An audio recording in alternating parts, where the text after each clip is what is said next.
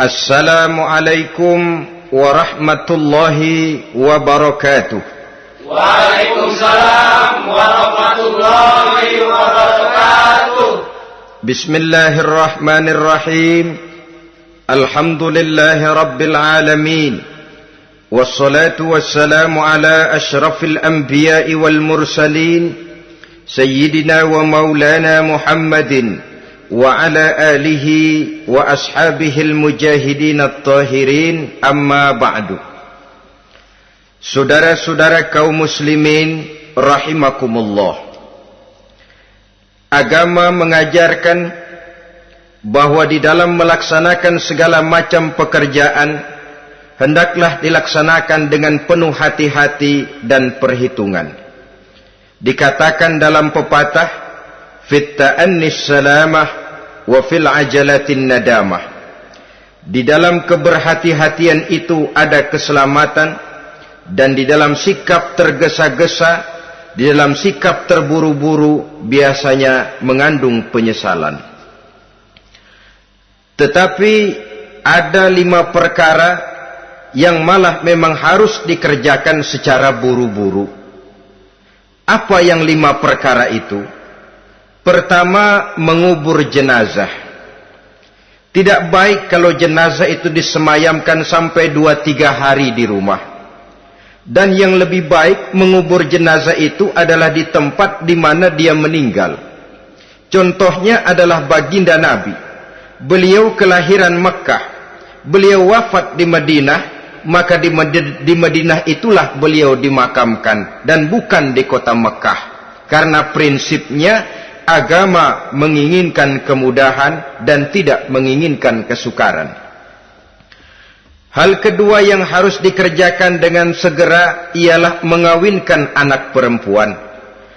Apabila kita mempunyai anak perempuan, sudah sampai usianya untuk memasuki ambang pintu pernikahan, dan dia sudah minta untuk dinikahkan, maka segeralah orang tua menikahkannya atau mengawinkannya.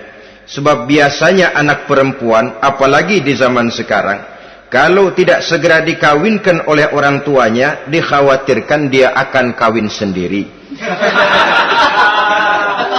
Dan itu tentu akhirnya akan merepotkan kedua orang tuanya. Hal ketiga yang harus dikerjakan dengan segera dan buru-buru ialah membayar hutang. Apabila kita sudah berhutang kepada seseorang dan sudah ada uang untuk membayarnya, bersegeralah untuk membayar. Sebab kalau ditunda besok, lusa, atau hari minggu depan, dikhawatirkan uangnya akan terpakai untuk kepentingan-kepentingan yang lain, dan hutang akan tetap tinggal hutang, tidak pernah terbayar adanya. Hal keempat yang harus disegerakan ialah menghidangkan makanan untuk orang musafir yang kebetulan menjadi tamu di rumah kita. Dan hal yang kelima yang harus dilakukan dengan buru-buru, dengan segera, bertaubat apabila mengerjakan perbuatan dosa. Hal kelima inilah yang akan kita bicarakan pada pertemuan kita kali ini, yaitu tentang taubat kepada Allah Subhanahu wa ta'ala. Taubat berasal dari kata-kata taba yatubu, yang isim masdarnya adalah taubatan. Artinya sama dengan roja'a yarji'u, ada ya'udu, pulang atau kembali. Bertobat maksudnya kembali dari yang dilarang oleh Allah. Kalau dalam perjalanan hidup ini kita suka menerjang larangan-larangan Allah, melaksanakan apa-apa yang dilarang olehnya, maka taubat artinya meninggalkan larangan-larangan itu dan kembali kepada apa yang diperintah oleh Allah Subhanahu wa ta'ala. Kenapa taubat ini harus disegerakan? Karena makhluk bernama manusia ini sulit melepaskan diri dari dosa dan salah. Nabi bersabda, kullu bani Adam khatta'un wa khairul khatta'ina tawwabun. Setiap anak Adam, yakni setiap manusia, pasti mempunyai dosa dan kesalahan. Dan sebaik-baik orang yang mempunyai dosa dan kesalahan ialah orang yang segera bertaubat. Dengan kata lain, orang yang baik sesungguhnya bukanlah orang yang tidak punya salah, karena tidak ada orangnya yang tidak punya salah. Tetapi orang yang baik adalah orang yang apabila melakukan kesalahan, dia segera sadar, dijadikannya kesalahan itu sebagai pelajaran untuk tidak diulanginya lagi pada masa-masa yang akan datang. Inilah yang digambarkan oleh Allah Subhanahu wa taala dalam surah Ali Imran ayat 135.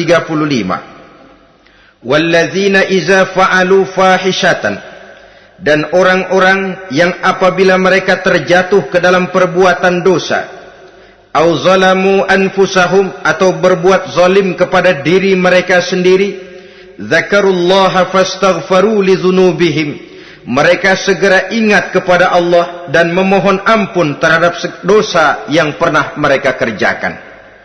Saudara-saudara kaum muslimin rahimakumullah, sejak awalnya iblis memang sudah memproklamirkan diri di hadapan Allah Subhanahu wa taala. Apa kata iblis? Ya Rabbi wa izzatika la azalu aghwi bani adama ma damat arwahuhum fi ajsadihim. Ya Allah, demi kemuliaanmu saya bersumpah, kata iblis, saya akan selalu memperdayakan anak-anak Adam, saya akan selalu menggoda manusia selama ruh mereka masih ada di dalam jasad mereka. Jadi selama ruh masih ada di dalam jasad, selama itulah iblis akan selalu berusaha menggelincirkan manusia untuk jatuh ke tempat-tempat salah dan ke tempat-tempat dosa. Tetapi kemudian Allah juga memberikan jaminan. Allah menjawab proklamasi iblis ini, wa izzati wa jalali ya mal'un la azalu aghfiru lahum mastaghfaru.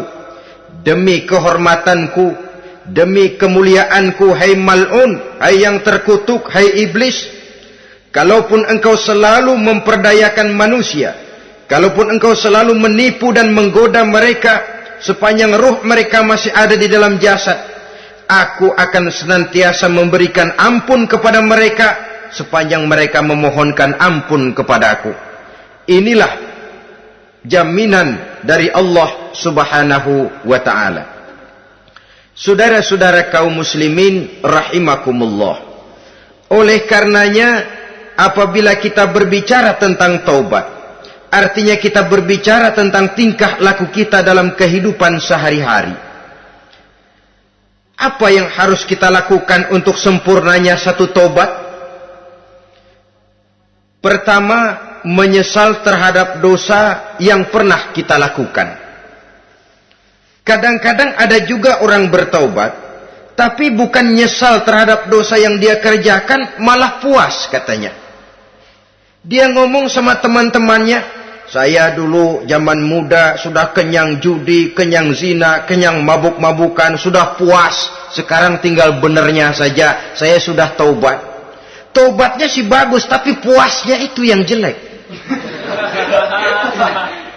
Kenapa harus dikatakan puas? Bukan puas, menyesal. Menyesal saya dulu. Kenapa hanyut terjebak dosa? Kenapa tenggelam di meja judi? Kenapa tenggelam di minum-minuman keras? Kenapa hanyut kepada perbuatan munkar dan maksiat? Saya menyesal sekali. Menyesal diperintah dan bukan malah puas. Dari rasa menyesal ini nanti timbul hal yang kedua, yaitu berniat tidak akan mengulangi lagi perbuatan dosa. Kalau menyesal tapi masih diulangi lagi, itu belum taubat yang sebenarnya. Saya kapok, menyesal, tidak mau minum minuman keras lagi. Besok tidak ada minuman keras, malah pusing, nyari kesana kemari. Itu belum taubat yang sebenarnya. Jadi setelah menyesal, berniat tidak akan mengulangi lagi perbuatan dosa itu. Kalau menyesal tapi masih diulanginya lagi, itu sama saja dengan main-main. Saudara-saudara kaum muslimin rahimakumullah, Barangkali itu yang orang namakan dengan taubat sambal namanya. Kita kalau makan nasi pakai sambal, pedesnya bukan main, repot, marah, ngomel. Gila, sambal pedes bukan main, taubat sama sambal. Tobat sama sambal katanya. Tapi 2-3 hari kemudian dia makan lagi, nggak ada sambal, nyari. Kemarin sudah taubat, 2 hari kemudian malah nyari. Ini bukan taubat yang sebenarnya. Penyesalannya tidak diiringi dengan berniat untuk tidak mengulangi perbuatan dosa itu selama-lamanya. Saudara hadirin, kita sudah taubat, tidak mau lagi minum minuman keras. Datang teman, minum ya, nggak mau. Kenapa? Saya sudah taubat. Yang benar, benar. Kalau dibayarin, udah. Jadi rupanya taubatnya itu cuma karena nggak ada yang bayarin. Begitu datang yang bayarin, berangkat lagi. Itu belum lagi merupakan taubat yang sebenarnya. Begitu juga kita taubat dari meja judi. Pada waktu sudah bures, bangkrut, habis-habisan, mungkin menyesal, mungkin bertaubat. Inilah akibatnya judi, rumah tangga berantakan, harta bures, anak terlantar, uang tidak ada. Taubat, saya tidak mau lagi-lagi tenggelam di meja judi. Pada saat kondisinya bangkrut, itu yang diucapkan. Tapi 2-3 hari, 4-3 minggu, 1 bulan kemudian rezekinya banyak, makmur lagi, usahanya maju lagi, lupa lagi dia kepada ucapan sebelumnya. Akhirnya sedikit demi sedikit tenggelam kembali di meja judi. Ini pun belum merupakan taubat yang sebenarnya. Jadi untuk sempurnanya taubat, yang pertama menyesal terhadap dosa yang telah dilakukan, yang kedua berjanji tidak akan mengulangi lagi, kemudian yang ketiga meninggalkan perbuatan jahat itu untuk selama-lamanya. Dengan kata lain, kalau memang taubat tidak mau minum lagi, talak 3 itu minuman keras. Kalau memang niat tidak akan berjudi lagi, talak 3 itu segala macam bentuk perjudian, meninggalkan perbuatan jahat. Yang keempat, menunaikan semua fardu dan kewajiban.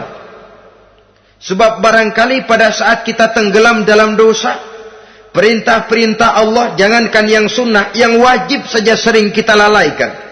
Maka apabila diri telah berniat melaksanakan taubat, maka tunaikan semua kewajiban yang disyariatkan oleh agama kepada kita.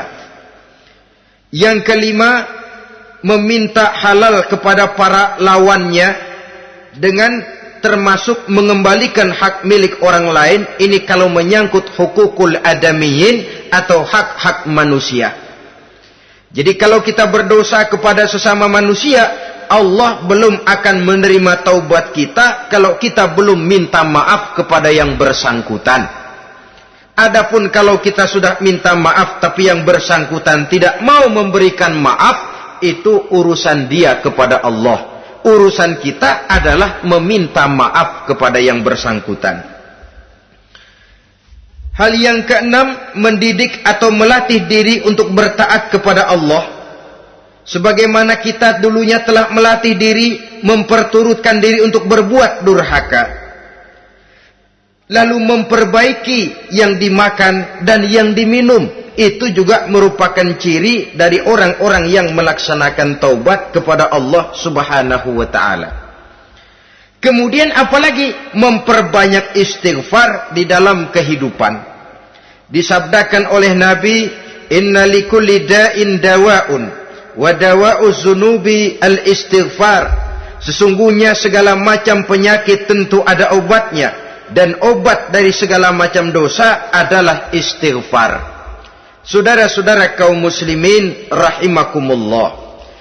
Jadi kalau yang terdahulu merupakan perbuatan-perbuatan konkret, maka yang terakhir ini taubat dalam bentuk ucapan berupa memperbanyak istighfar, memohonkan ampun kepada Allah Subhanahu wa ta'ala. Mari kita lihat dalam teladan hidup kita, manusia yang hatinya paling bersih, tidak lain adalah Rasulullah sallallahu alaihi wasallam. Beliau sudah mendapat jaminan ampun dari seluruh dosa. Liyaghfir lakallahu ma taqaddama min zambika wa ma ta'akhkhar, kata Allah. Muhammad, dosamu yang dahulu, dosamu yang sekarang, dosamu yang akan datang jikalau memang ada, seluruhnya sudah mendapat jaminan ampun dari Allah. Tetapi coba lihat dari sejarah perjalanan hidup yang mulia ini. Sungguh pun beliau sudah nyata-nyata mendapat jaminan ampun dari Allah. Beliau mengatakan, ayyuhan nas, tubu ilallah, fa inni atubu fil yaumi mi'ata marrah. Wahai manusia, bertaubatlah kepada Allah, maka sesungguhnya saya, kata beliau, dalam satu hari bertaubat 100 kali kepada Allah. Dalam riwayat yang lain, sab'ina marrah, 70 kali beliau mengucapkan istighfar minimalnya dalam sehari semalam. Orang yang sudah nyata-nyata mendapat jaminan ampun dari Allah ini, satu hari satu malam istighfarnya minimal 70 kali. Apatah lagi kita yang nyata-nyata belum mendapat jaminan ampun dari Allah.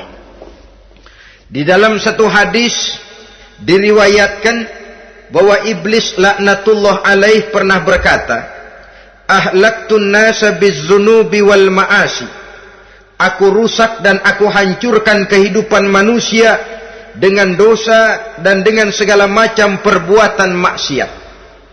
Iblis menghancurkan manusia dengan menanamkan kegemaran berbuat dosa dan menanamkan kesukaan untuk bergelimang dalam dunia maksiat. Tetapi kemudian iblis mengakui, wa ahlakuni bila ilaha illallah wal istighfar. Tetapi kemudian terbalik, manusia menghancurkan aku dengan kalimat la ilaha illallah dan dengan istighfar, yakni mengucapkan astaghfirullahal azim. Inilah senjata pemungkas menghadapi upaya iblis untuk menghancurkan manusia. Kalau iblis menghancurkan manusia dengan perbuatan dosa, dengan menenggelamkan manusia ke dalam perbuatan-perbuatan maksiat, hendaknya kita sadar. Pada saat kita terdorong untuk melakukan perbuatan dosa, kita lalu sadar, inilah perangkap iblis untuk membinasakan saya. Pada saat kita terjebak ke dalam perbuatan maksiat dan munkarat, ingatlah baik-baik, inilah perangkap iblis untuk merusak dan membinasakan saya. Maka hancurkan perangkap iblis, hancurkan tipu daya dan usaha iblis itu dengan apa? Dengan kalimat la ilaha illallah dan dengan memperbanyak istighfar. Falamma ra'aitu dzalik, ketika aku lihat hal itu, kata iblis, mereka hancurkan kita dengan dosa dan maksiat, dan kita hancurkan mereka dengan la ilaha illallah dan istighfar. Diamkah iblis? Puaskah iblis? Ternyata tidak.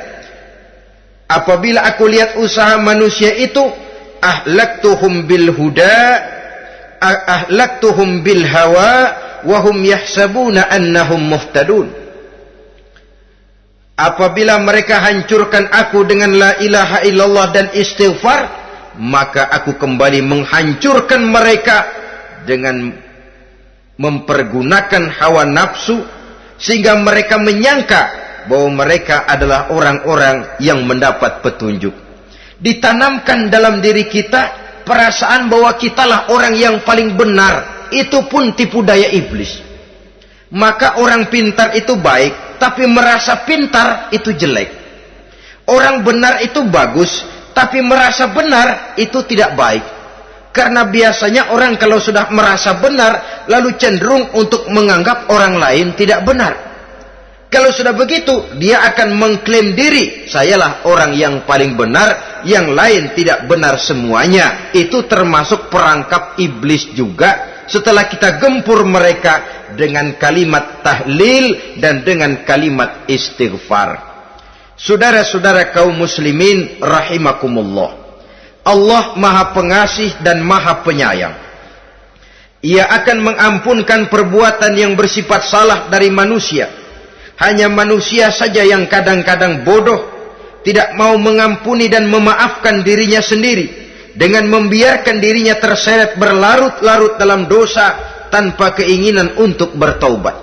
Sepanjang nafas belum sampai di tenggorokan, sepanjang matahari masih terbit di sebelah timur dan terbenam di sebelah barat, sepanjang itu Allah masih akan menerima taubat seorang hamba. Innallaha yaqbalu taubatal abdi ma lam yugharghir. Allah akan senantiasa menerima taubat seorang hamba sebelum nafasnya sampai di tenggorokan. Apabila nafas sudah sampai di tenggorokan, maka taubat sudah terlambat adanya. Lalu yang konkret di dalam kehidupan ini, apa ciri-ciri dari orang yang melaksanakan taubat itu? Seorang ahli hikmah berkata, pertama, orang yang taubat itu kelihatan bahwa dalam kehidupan ini dia mampu menjaga lidahnya dari ucapan yang berlebih-lebihan, dari ucapan yang tidak ada manfaatnya, dari ucapan yang mengandung dosa, namimah, mengadu domba, dan ucapan-ucapan yang merugikan orang lain. Orang yang taubat kelihatan dari lidahnya. Ini yang konkret. Yang kedua, orang yang taubat itu cirinya tidak ada lagi rasa dengki di hatinya. Tidak ada keinginan untuk membenci dan memusuhi orang lain.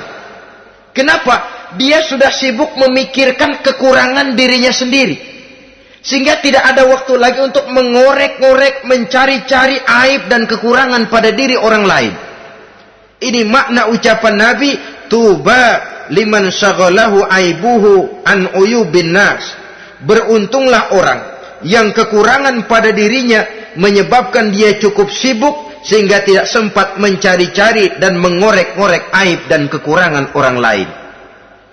Berbeda dengan orang yang masih jauh dari sikap taubat. Selalu berusaha mencari dan mengorek-ngorek kekurangan orang lain, sementara aib dan kekurangan dirinya diumpetin. Ini namanya ilmu kancil. Orang lain disorotin, dia ngaling, ngumpet. Kerjaannya apa? Monten orang lain saja. Dia sendiri tidak mau diponten dan tidak mau memonten dirinya. Akibatnya apa? Sikap introspeksi tidak ada. Sikap mawas diri hilang. Sikap melihat, bercermin terhadap pribadinya sendiri hilang. Yang ada cuma menilai orang lain saja. Jadi adapun orang yang sudah bertaubat ini, di hatinya tidak ada dengki. Melihat orang lain mendapat nikmat, alhamdulillah, dia ikut bersyukur. Lain dengan orang yang jauh dari taubat. Tetangganya dapat nikmat, dia meriang. Tidak senang hatinya melihat orang lain senang. Orang melarat malah tepuk tangan. Saudara hadirin yang saya muliakan, orang yang semacam ini pada hakikatnya selalu disiksa oleh perasaannya sendiri. Kalau tetangganya yang kaya, ditanya kemana dukunnya. Tapi kalau tetangganya jatuh melarat, dia tepuk tangan, gembira bukan main. Lain dengan orang yang sudah bertobat, hasud itu hilang dari dirinya. So hasud inilah yang akan memakan kebaikan yang kita kerjakan. Kata Nabi, hasud itu bisa memakan kebajikan seperti api memakan kayu bakar. Allahu Akbar. Puasa kita, zakat kita, sholat kita, habis keropos dimakan oleh sifat hasud. Tidak terasa, tapi begitu kita punya sifat dengki kepada orang lain, maka sholat kita dimakan oleh dengki tadi, puasa kita dimakan oleh dengki tadi, segala macam kebaikan yang kita kerjakan dihabis dimakan oleh si dengki tadi, seperti api memakan kayu bakar, cepat sekali. Itulah sebabnya bagaimanapun banyak kebaikan yang sudah kita kerjakan, jangan bangga dan jangan lalai.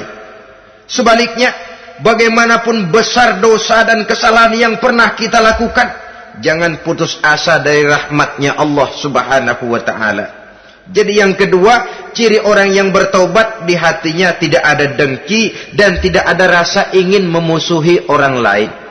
Dia berhadapan dengan setiap orang dengan modal husnuzon, baik sangka kepada Allah. Tidak a priori. Kadang-kadang ada orang ketemu saja baru tapi sudah punya rasa jelek. Diperturutkannya su'uzonnya. Yang ketiga, ciri orang bertaubat itu menjauhkan diri dari pergaul dengan orang-orang jahat.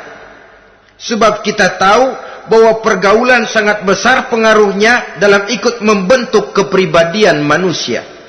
Asyariku wa fi syarri syarrun. Bersekutu dengan kejahatan biasanya ikut jadi jahat. Walaupun secara langsung tidak melakukan kejahatan, tapi sudah termasuk dalam jamaah yang jahat juga namanya. Saudara-saudara kaum muslimin, bukan berarti orang yang taubat lalu tidak mau bergaul, itu juga mencerminkan keangkuhan diri. Bergaul dia bergaul, tetapi kepada orang-orang yang jahat, ia sekedar menghindarkan diri pergaulannya itu dari kejahatan yang bisa ditimbulkan oleh orang-orang jahat tadi. Ciri yang keempat dari orang yang bertaubat, dia mempersiapkan diri untuk menghadapi mati. Mempersiapkan diri. Sebagaimana kita tahu, kalau kita akan pergi ke luar kota, tentu kita membawa bekal. Makin jauh perjalanan, makin banyak bekal yang harus kita bawa. Hidup ini adalah perjalanan panjang yang kita juga memerlukan bekal dalam kehidupan. Orang yang bertobat, orang yang mempersiapkan diri untuk menghadapi maut dan menghadapi hari-hari sesudah maut itu datang.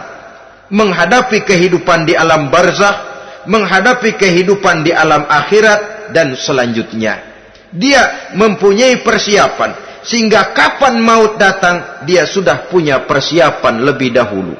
Saudara, kalau kita siap dipukul orang, pada saat pukulan itu datang, rasanya sakitnya agak lebih kurang daripada kita tidak pernah siap untuk dipukul. Walaupun bobot pukulannya sama, tapi kita akan lebih punya daya tahan kalau kita sudah siap. Oleh karena itu, orang yang bertobat, orang yang mempunyai persiapan untuk menghadapi mati. Tidak hanya untuk menghadapi mati, tapi juga menghadapi hidup di seberang kematian nanti. Maka karenanya, dia sibuk dengan dunianya, tapi juga dia lebih sibuk dengan akhiratnya. Dia tenggelam dalam berbagai macam kesibukan dunia, lain saat dia memfanakan diri untuk membekali diri menghadapi kehidupan sesudah hidup yang sekarang ini. Ciri-ciri ini tentu akan kelihatan dari gerak hidup seseorang. Saudara-saudara kaum muslimin rahimakumullah. Jadi dengan kata lain, kalau kita kembali kepada surah Ali Imran ayat 135 tadi, apabila dalam kehidupan terjebak kita kepada perbuatan dosa atau zalim kepada diri sendiri, zakarullah, segeralah mengingat Allah, fastaghfaru li dzunubihim, dan segera memperbanyak istighfar, memohon ampun kepada Allah Subhanahu wa taala, sebab dosa dalam Islam hanya bisa ditebus dengan taubat. Bukan dengan uang, bukan dengan beras, bukan juga dengan piagam. Dosa dalam Islam hanya bisa ditebus dengan melaksanakan taubat kepada Allah. Dan untuk bertaubat tidak usah ngulur waktu. Besok saja, bulan depan saja, tahun depan saja, nanti saja kalau sudah agak sedikit tua. Ibarat diri kita ini kaca, kata Imam Ghazali, maka dosa adalah debu. Apabila kaca kena debu, sedikit nempel debu, lalu dilap, sedikit nempel debu, terus dilap lagi, insya Allah kaca akan tetap bersih. Tapi kalau kita menunggu debu sampai banyak, apalagi sampai berurat, berkarat, nanti akan sulit membersihkannya. Demikian hati manusia itu. Kalau sudah dihinggapi oleh dosa, ditumpuknya lagi, berkarat dosa dalam hati, biasanya berat untuk melaksanakan taubat. untuk lebih meningkatkan pengertian kita tentang ciri dari orang-orang yang bertaubat, mari kita ikuti sebuah dialog yang pernah terjadi antara Rasul dengan para sahabat. Satu hari ketika sedang berkumpul dengan para sahabat, baginda Rasul bertanya, "Atadruna manit taib?" Saudara-saudara, tahu enggak saudara-saudara, siapa sebenarnya orang-orang yang bertaubat itu? Macam-macamlah jawaban para sahabat, tapi yang jelas akhirnya mereka berkata, Allahu wa rasuluhu a'lam. Allah dan Rasulnya yang lebih tahu siapa sebenarnya orang yang bertaubat itu. Atas jawaban ini baginda Rasul lalu menegaskan, pertama, man taba wa lam yata'allamil ilma falaysa bitaibin. Siapa orang yang mengaku bertaubat kepada Allah, lalu dia tidak mau mencari ilmu, tidak mau belajar, falaysa bitaibin, maka dia belum termasuk orang yang bertaubat. Jadi di sini jelas bahwa bukan hanya dari dosa kita bertaubat, juga bertaubat dari kebodohan. Dalam arti tidak membiarkan diri kita bodoh terus menerus. Dengan bahasa anak sekarang, bodoh tapi betah.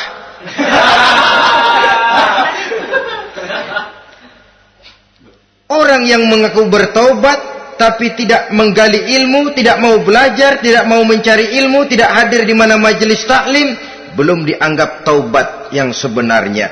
Jadi grafik orang yang taubat itu kelihatan dari kesungguhannya mencari ilmu, menghadiri majelis taklim, menghadiri kuliah-kuliah, ceramah-ceramah dan diskusi-diskusi keagamaan. Rakus dia dengan ilmu pengetahuan agama, sehingga dengan ilmunya taubatnya semakin mantap.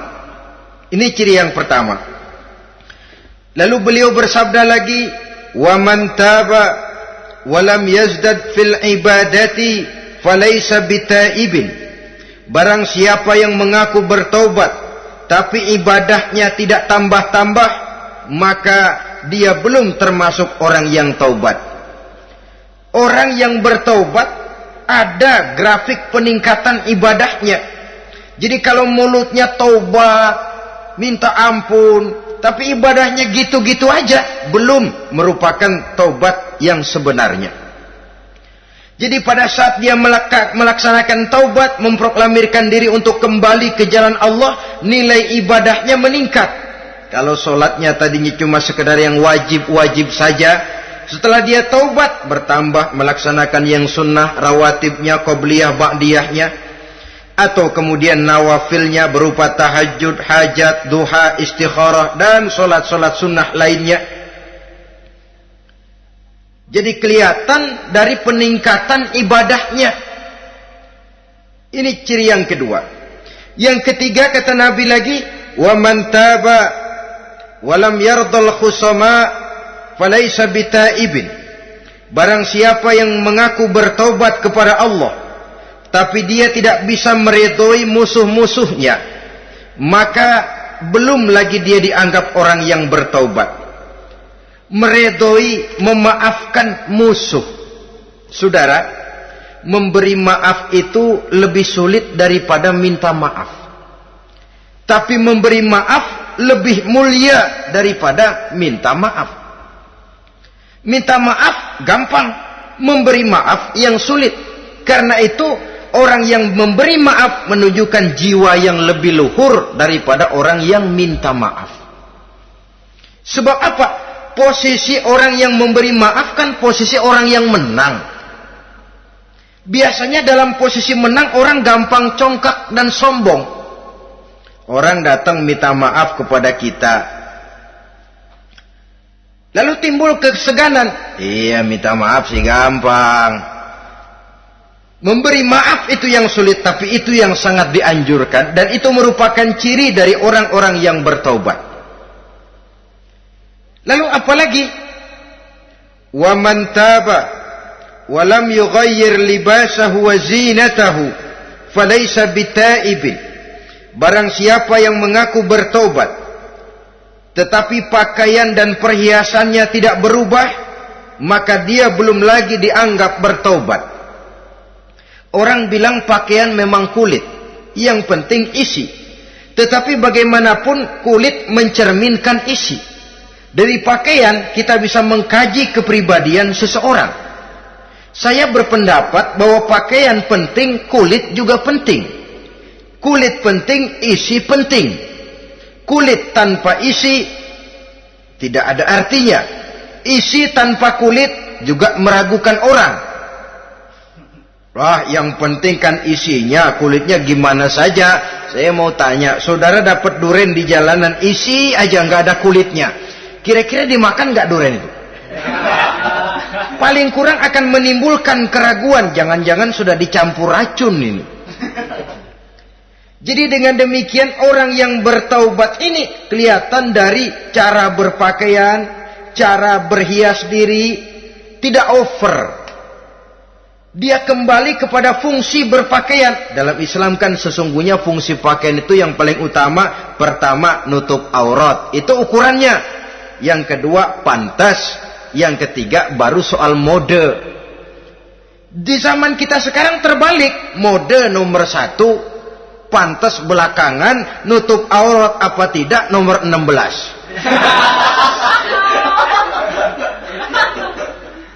Kalau sudah mode, kita kekurangan pertimbangan. Ini buat saya pantas apa tidak, ini menutup aurat apa tidak. Kita balik, padahal fungsi berpakaian dalam Islam tujuan utamanya pertama nutup aurat. Biar modenya mutaakhir, ciptaan Pierre Cardin sekalipun, kalau memang tidak nutup aurat, ya hukumnya masih belum berpakaian. Atau juga ukuran yang kedua, pantas. Yang orang lain pantas kita pakai, belum tentu kita pantas.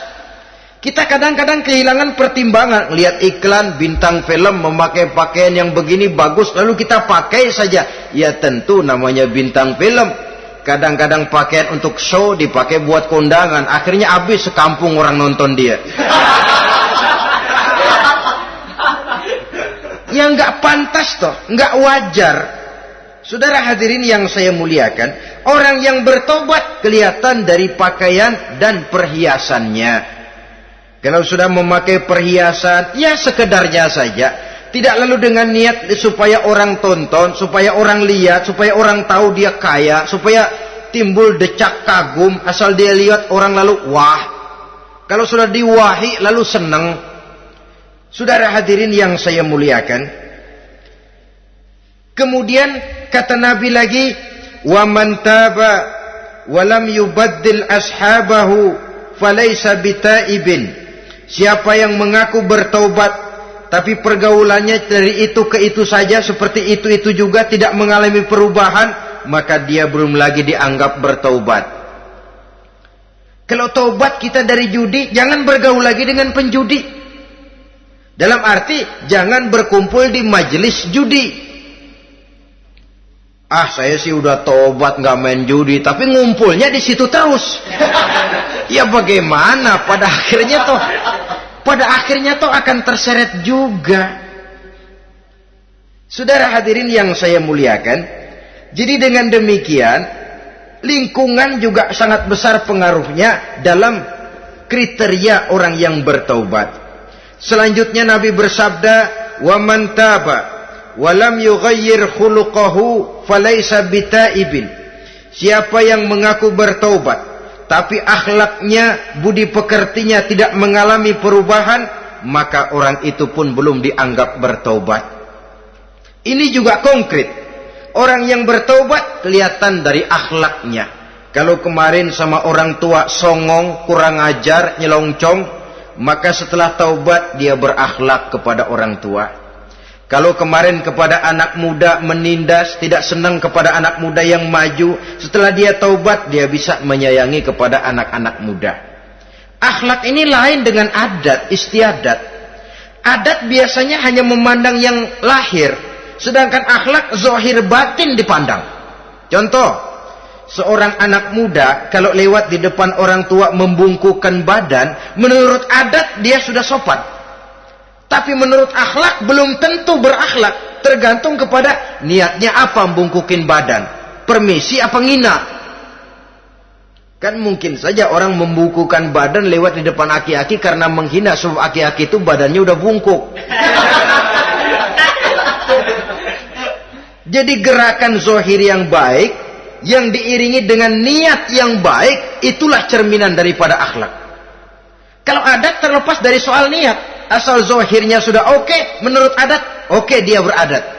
Niatnya apa? Adat tidak pernah menilai. Maka orang yang bertaubat pun kelihatan dari akhlaknya. Dan akhlak itu adalah keseluruhan tingkah hidup manusia. Cara berjalan ada akhlak. Cara makan ada akhlak. Cara duduk ada akhlak. Cara tidur ada akhlak. Sehingga pantas ketika Siti Aisyah ditanya, Aisyah, Rasulullah itu akhlaknya apa sih? Beliau menjawab, karena Rasulullah khuluquhul Quran. Rasulullah itu akhlaknya Quran. Sehingga di kalangan ilmuwan lalu ada ungkapan bahwa Nabi Muhammad adalah Quran berjalan. Maksudnya seluruh konsepsi Quran sudah diterjemahkan dalam kehidupan Nabi. Maka tidak heran kalau Islam mengatur kehidupan manusia sejak yang sekecil-kecilnya sampai yang sebesar-besarnya. Cara berpakaian ada akhlaknya, kan begitu toh dalam Islam. Saudara diri di depan kaca, ngaca, ada akhlaknya, ada bacaannya. Allahumma kama hassanta khalqi fahassin khuluqi. Sampai saudara masuk ke dalam WC sekalipun ada akhlaknya. Karena akhlak adalah keseluruhan gerak hidup manusia. Orang yang bertobat kelihatan dari perubahan akhlaknya. Kemudian beliau bersabda, "Wa man taba wa lam yatwi firashahu wa bisatahu falaysa bitaibin." Siapa orang yang mengaku bertaubat tetapi dia tidak menggulung tempat tidur dan spraynya, maka dia belum dianggap bertaubat. Ini bahasa kinayah. Menggulung spray, melipat tempat tidur artinya lebih banyak ibadahnya daripada tidurnya.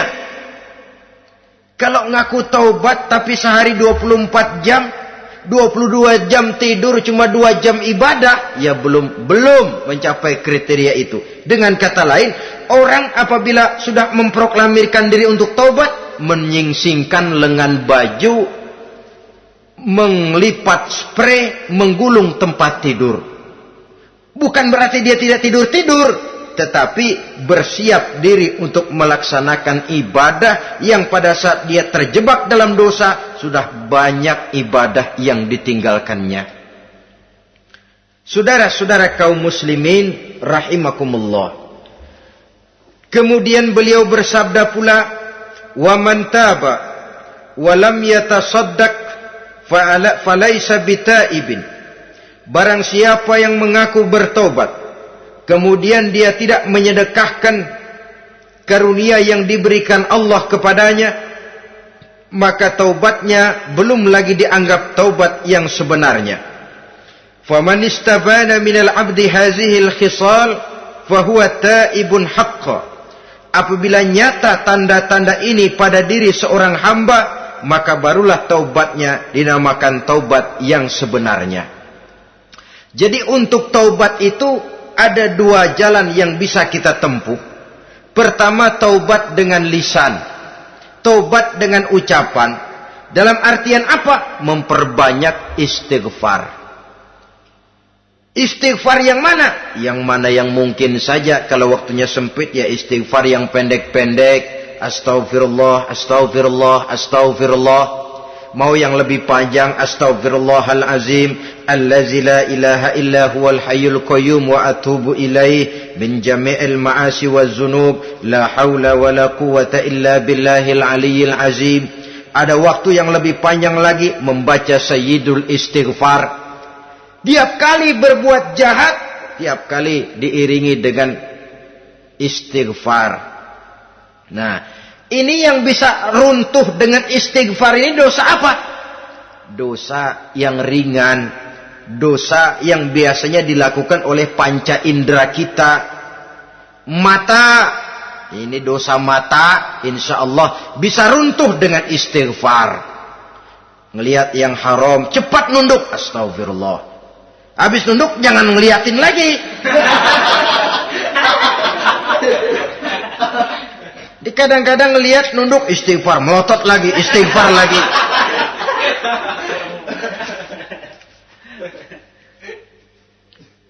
Saudara hadirin yang saya muliakan, kata Imam Ali, nazratul ula laka wasaniyatu alaika. Ini dalam menjaga mata.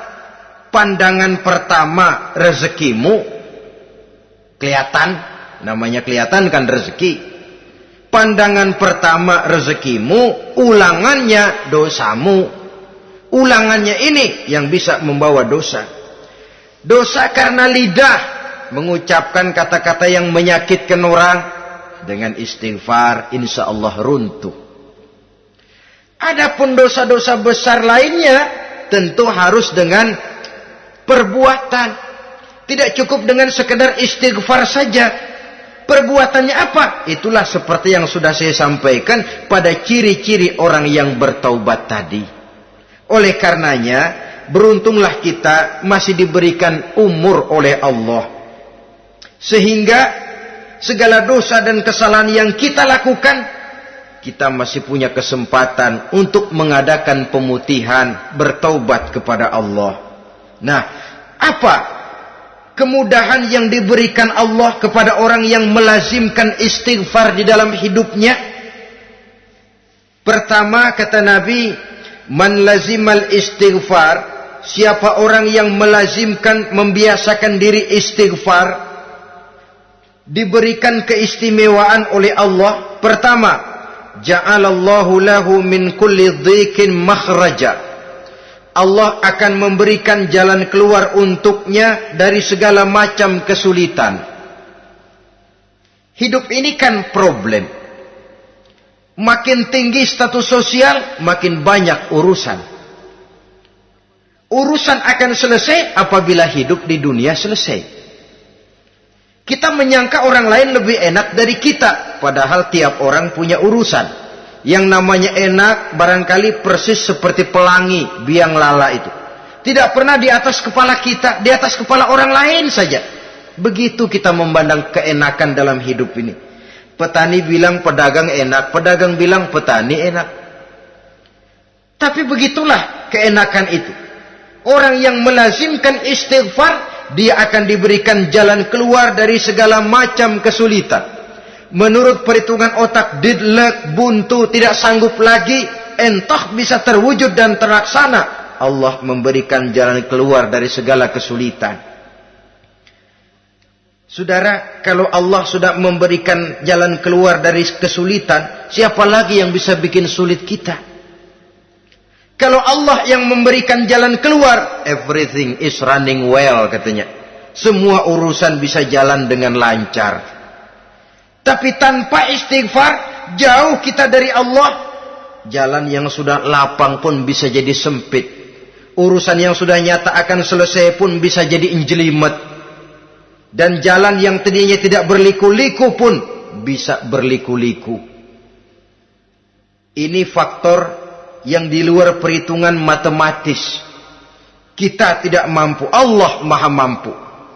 Menurut akal kita tidak mungkin. Kalau Allah mau, tidak ada yang tidak mungkin. Saudara-saudara, ini fasilitas pertama. Orang yang gemar istighfar diberikan jalan keluar dari segala macam kesulitan. Yang kedua, wa min kulli hammin faraja, diberikan kegembiraan dari setiap kesusahan yang dihadapinya. Ada saja faktor-faktor yang mendatangkan kegembiraan, yang mendatangkan refreshing di dalam kehidupannya, sehingga dia tidak lalu merasa jalannya buntu, tidak merasa kesulitannya tidak pernah terselesaikan. Dan yang ketiga, fasilitas yang diberikan Allah kepada orang yang gemar istighfar, wa razaqahu min haitsu la yahtasib. Allah akan memberikan kepada mereka rizki dari jalan yang tidak pernah mereka sangka-sangka. dari jalan yang tidak pernah mereka perkirakan sebelumnya. Saudara-saudara kaum muslimin rahimakumullah. Inilah fasilitas ketiga yang diberikan Allah kepada orang yang gemar istighfar. Rizkinya datang dari jalan yang tidak disangka-sangka. Sebab rizki ini juga termasuk hal gaib. Dan jangan lupa, ar-rizqu bima'na al-ata hissiyan kana au ma'nawiyan. Rizki adalah pemberian baik yang konkret maupun yang abstrak. Kita sering membatasi pengertian rezeki, maka rezeki kita jadi sering terbatas. Menurut kita kan yang namanya rezeki cuma duit saja. Kalau bukan duit bukan rezeki. Padahal semua karunia Allah itu rezeki. Umur rezeki, istri rezeki, anak rezeki, pangkat dan jabatan rezeki, termasuk duit juga rezeki. Tapi dalam kebiasaan kita rezeki cuma duit. Begitu duit seret, kita anggap rezeki macet. Maka akhirnya kita tidak bersyukur kepada Allah. Padahal mungkin di sektor duit macet, tapi rezeki dari segi lain, ilmu barangkali tambah, wibawa naik, pangkat naik, anak tambah, itu juga merupakan rezeki. Saudara-saudara kaum muslimin rahimakumullah. Orang yang gemar istighfar ini diberikan rezeki dari jalan yang tidak disangka-sangkanya. Dibukakan perbendaharaan Allah untuknya. Sehingga rezekinya datang dari cara yang tidak disangka-sangka. Allah Maha Kaya. Kalau dia mau, la mani'a lima a'taita wa la mu'tiya lima mana'ta. Tidak satu kekuatan pun yang mampu mencegah apa yang hendak diberikan Allah. Dan tidak satu kekuatan pun yang sanggup memberikan apa yang dicegah oleh Allah Subhanahu wa ta'ala. Ini keistimewaan yang diberikan Allah kepada mereka yang gemar beristighfar di dalam kehidupan ini. Jangan lagi berpikir, gua sih nggak punya dosa, istighfar amat. Sombong, saudara-saudara. Manusia itu lebih baik merasa banyak dosa daripada merasa tidak punya dosa. Tanda orang bahagia, kata Nabi 4. Pertama, orang yang selalu ingat kepada kesalahan yang pernah dia lakukan. Itu orang bahagia. Selalu ingat kepada kesalahan yang pernah dilakukannya. Sehingga pada saat akan melakukan kesalahan yang baru, dia mikir-mikir. Dosa gue yang kemarin udah 3 keranjang, nih nambah lagi. Ingatannya terhadap kesalahan yang lalu akan merupakan langkah preventif yang mencegah dirinya untuk tidak menambah kesalahannya. Orang bahagia, orang yang selalu ingat kesalahan yang pernah dia lakukan, terbayang di pelupuk mata, bukan ngumpet-ngumpetin dosa. Sebab apa yang mau kita umpetin di hadapan Allah? Yang kedua, tanda orang bahagia itu orang yang selalu melupakan kebaikannya. Kalau dia berbuat baik, dia lupakan. Dia anggap dirinya belum pernah berbuat baik. Sehingga di mana ada kebaikan, dia tidak bisa ikut. Dia merasa sangat rugi. Sebab dia anggap dirinya belum pernah berbuat baik. Yang ketiga, tanda orang bahagia. Dalam urusan dunia, dia lihat ke bawah. Sehingga timbul rasa syukurnya. Bahwa kalau dia sengsara masih banyak yang lebih sengsara dari dia. Bahwa kalau dia miskin masih jauh lebih banyak yang miskin dari dia. Bahwa kalau dia menemui kesulitan masih banyak yang jauh lebih sulit dari dia. Dengan cara itu jiwanya akan lapang, hidupnya akan tenang, dan dia tidak pernah ingkar kepada nikmat yang diberikan Allah. Sebaliknya yang keempat, tanda orang bahagia itu dalam urusan akhirat dia lihat ke atas. Dunia, lihat yang bawah. Akhirat, lihat yang atas. Kalau dia bisa sholat, kenapa saya tidak? Kalau dia sanggup puasa, kenapa saya tidak? Kalau dia bisa baca Quran, kenapa saya tidak? Timbul panas, nyontoh ibadah mendatangkan kebahagiaan.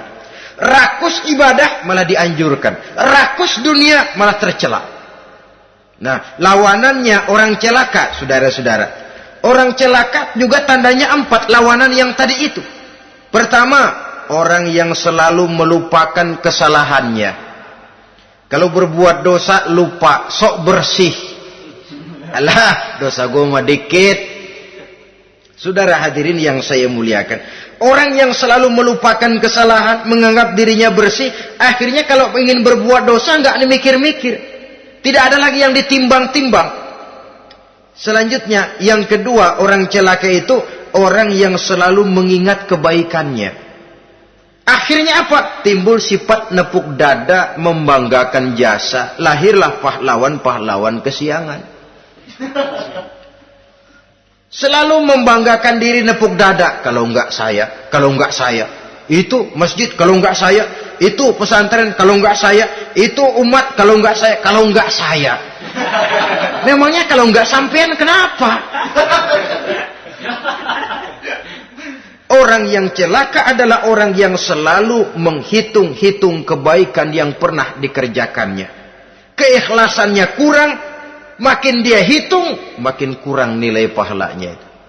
Makanya kalau berbuat baik, ya anggap saja buang sampah, gak usah ditengok-tengok, gak usah diingat-ingat. Dan gak usah mengharap orang yang kita tempat berbuat baik akan membalas kebaikan. Saudara hadirin yang saya muliakan. Yang ketiga, tanda orang celaka dalam urusan dunia, ngelihatnya ke atas. Panasnya timbul. Syirik dan dengkinya naik. Rakusnya jadi.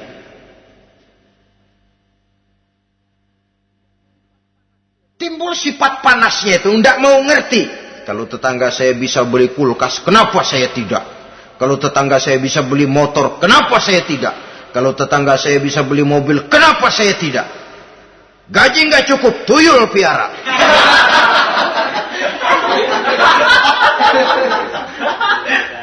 Orang itu kalau sudah didorong oleh rakus kan bisa jadi menghalalkan segala macam cara untuk mencapai tujuan. Dibakar oleh sifat tamak dan rakus bin serakah. Nah, kalau sudah didorong oleh rasa rakus, yang segera tersingkir pertama rasa malu. Orang kalau sudah rakus nggak ada malunya, rasa malunya hilang. Padahal syarat jadi orang itu kan kalau punya rasa malu.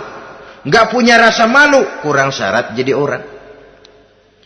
Akan bagaimana jadinya masyarakat, bahkan bangsa dan negara, kalau rakyatnya sudah tidak punya rasa malu. Yang kedua, rasa takut hilang, terutama takut kepada Allah. Sirna sama sekali. Sudah tujuan menghalalkan cara. Yang keempat, tanda orang celaka dalam urusan akhirat, lihatnya malah ke bawah.